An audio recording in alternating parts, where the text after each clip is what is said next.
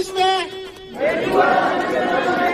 dan bersedia mengajak seluruh saudara-saudara kami yang masih berada di hutan agar segera turun dan kembali ke pangkuan NKRI. Sejak proklamasi, Indonesia menganggap Papua sebagai bagian dari tanah air.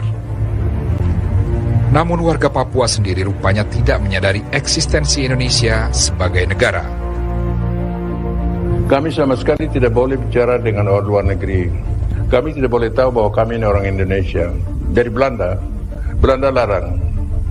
Tidak boleh. Belanda bilang kamu itu orang Papua. Mereka itu orang Amberi. Indonesia itu orang Amberi. Dan kami orang Belanda. Nah, Indonesia itu orang Asia, orang Melayu, orang yang bukan bangsa Papua. Itu bukan bangsa kamu. Belanda sengaja bikin ini supaya permusuhan antara kami dengan orang Indonesia itu timbul. Itu orang Belanda ajar saya, orang Indonesia itu musuh. Saya mesti mengaku pada mereka, ya Indonesia itu musuh.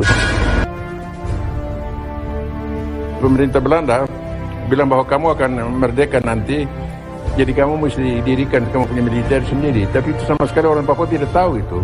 Dan didorong dan dipaksa untuk ambil bagian dalam organisasi serupa itu, bentuk militernya sendiri. Dan itu membingungkan sekali. Dan mereka ini, ada beberapa fanatik, anak-anak fanatik dalam militer itu. Mereka ini yang dirikan OPM. OPM itu bukan lahir dari keinginan bangsa Papua, tidak, itu lahir dari pikiran beberapa orang serdadu Papua. Itu semua orang Papua tidak tahu. Seperti saya, OPM itu dibentuk oleh satu golongan kecil yang tadinya mereka dilatih sebagai Papua Freewheelers, korup sukarelawan dari bangsa Papua. Kennedy sudah lama sekali mau lihat Presiden Soekarno. Sekarang dia bertemu Presiden Soekarno dengan rombongannya ke Massachusetts, di rumahnya orang tua. Presiden terus masuk di kamar sakit dari Presiden Kennedy. Presiden Kennedy bangun peluk Presiden Soekarno. Dia bilang, thank you very much Presiden, you coming to me. Lantas pertemuan itu jadi satu pertemuan yang baik sekali kedua mereka. Dalam pertemuan itu Presiden Kennedy tanya Mr. Presiden Soekarno, what can I do for you? Presiden Soekarno bilang, Irian is not giving back to us.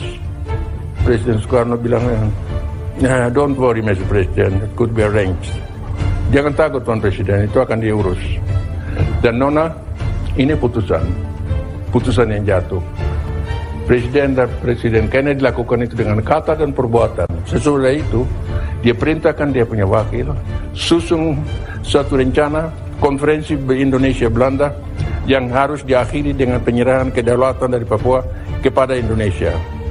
Tanggal 15 Agustus 1962, Belanda dan Indonesia setuju bahwa konferensi adakan perundingan sudah setuju bahwa Papua Barat, kedaulatan dari Papua akan diserahkan kepada Republik Indonesia.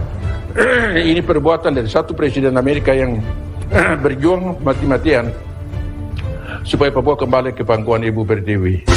Akhirnya, pada 15 Agustus 1962, Amerika Serikat mendesak Belanda untuk maju ke meja perundingan di New York. Hasilnya, PBB akan mendirikan pemerintahan sementara, junta.